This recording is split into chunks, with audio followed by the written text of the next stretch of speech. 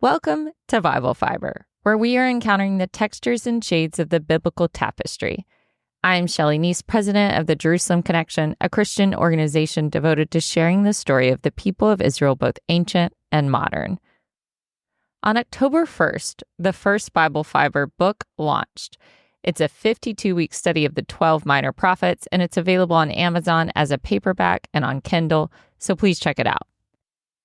This is our last episode in the mini-series on the high holidays for the Goyim.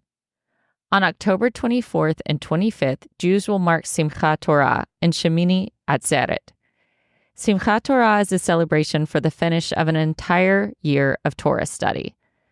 While Simchat Torah is technically part of Sukkot, it comes immediately after Sukkot as part of the fall holiday season. In Israel, Simchat Torah is observed on the same day as Shemini Atzeret, while in the diaspora, it's celebrated on the following day. Shemini Atzeret means 8th day of assembly. It comes from the command in Leviticus 23:36. God said, 7 days you shall present the Lord's offerings by fire. On the 8th day you shall observe a holy convocation and present the Lord's offerings by fire. It is a solemn assembly. You shall not work at your occupations. While closely associated with Sukkot, Shemini Atzeret is considered a separate holiday with its own significance. It's often interpreted as a day when God asked the Jewish people to stay for one more day of closeness and celebration after the week-long festival of Sukkot. That interpretation makes sense to me. Often when I'm on vacation, I want to extend the trip just one more day of rest and one more day of family time. God desired the same from his people. Simchat Torah, which means rejoicing with the Torah in Hebrew, is a joyous Jewish holiday that marks the conclusion of the annual cycle of Torah readings and the beginning of a new cycle. I should probably consider instituting a celebration for Bible Fiber every time we finish a book study, especially after 48 chapters in Ezekiel. Simchat Torah is characterized by exuberant celebrations centered around the Torah scrolls. Synagogues come alive with singing, dancing, and processions, where congregants circle the synagogue while carrying the Torah scrolls. This practice symbolizes the Jewish people's love for and devotion to the Torah. The festivities often spill out onto the streets, with communities joining together in dance and song. Children play a special role in the celebrations, often receiving flags and candy. Involving the whole family fosters a sense of joy and connection to their heritage from a young age. I remember sitting in a McDonald's in the Beersheba bus station one time on the eve of Simchat Torah, and a group of singing teenagers busted into the McDonald's holding on to their Torah scroll and joyously celebrating. During Simchat Torah services, the final portion of Deuteronomy is read, immediately followed by the first chapter of Genesis, symbolizing the eternal nature of Torah study. It's common for all members of the congregation to be called up for an aliyah, the honor of reciting blessings over the Torah, a practice that democratizes access to the Torah and reinforces the idea that the Torah is for everyone.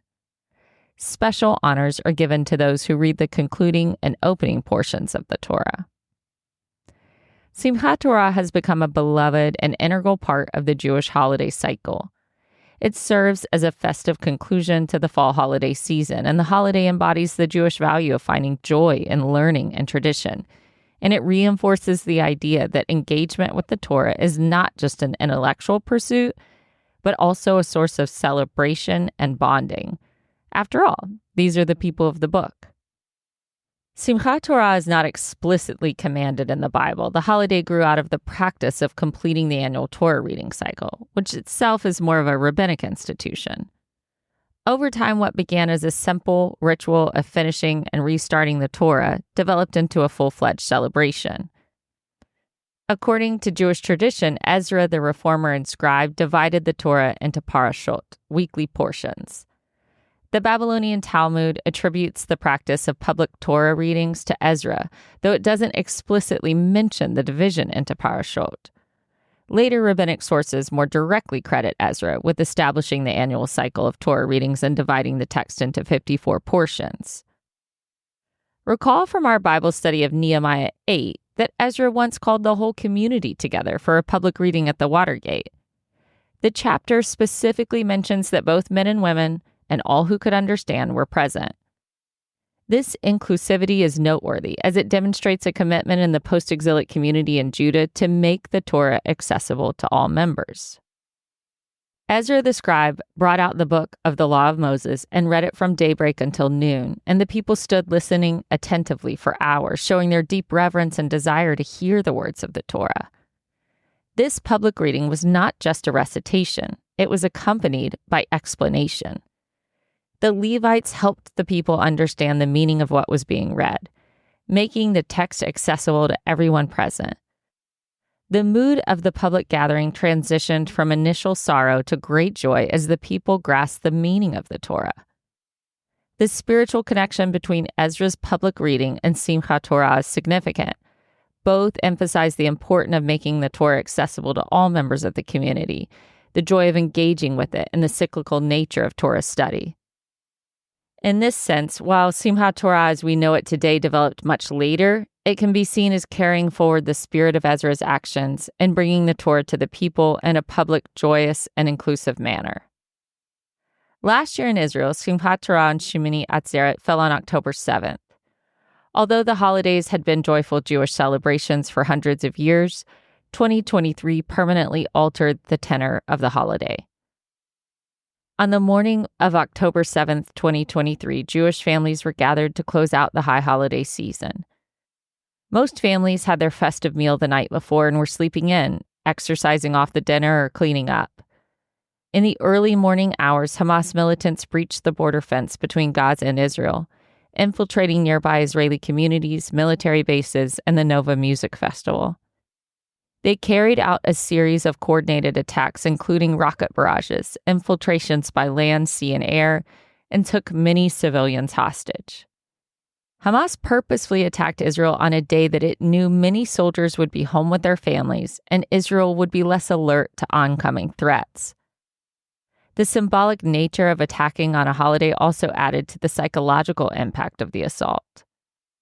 This strategy of attacking during Jewish holidays has historical precedents, such as the Yom Kippur War in 1973, when Egypt and Syria launched a surprise attack on Israel on the holiest day in the Jewish calendar. The attack on Simchat Torah resulted in the highest civilian death toll in Israel's history since its founding, with over 1,200 people killed, thousands injured, and more than 200 taken hostage. This tragic event turned what should have been a day of joy and celebration into one of mourning and shock. Thankfully, the demented mastermind of October 7th, Sinwar, was killed by the IDF almost exactly a year later. The butcher of Khan Yunis finally received his deserved punishment. Studying Israel's modern history often feels like biblical books and tragic cycles are still being recorded as the Jewish story continues to unfold. Sinwar was a modern equivalent to the Egyptian pharaoh who tried to kill the Jewish babies, the Amalekites who conducted their own surprise attack, and Haman who plotted to wipe out the entire Jewish nation. We await a biblically sized miracle in the return of the 101 hostages who remain in captivity. And we are thankful that Israel is no longer the underdog David fighting against the giant Goliath, but the situation is now back in reverse.